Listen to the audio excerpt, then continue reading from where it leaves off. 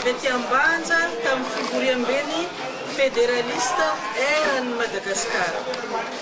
Izahay solon-tegnan'ireo hetsiky fédéraliste eto Madagasikara nivory teto Ambanja dia magnamariky fa laligny ny crise ara-politique, ara-toekarena ary ara-sosialy iainan'ny firenena. Tonga amin'ny limite farany ny rafitry état unitaire centralisé izay niteraka fitangoronam-pahefagna fanilokilihana ny faritry tsy fahombiazan'ny fitantanana ary fahaverezan'ny fitokisana ny vahoaka.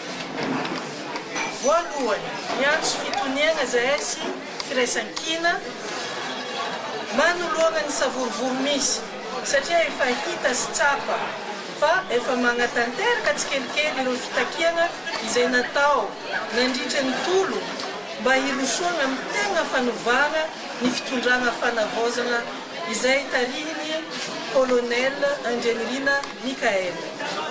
Potiky sy latsakan-katerena lalimpaka ny firenena ankehitriny ka mila mifanometana atsika jiaby hagnavotro azy.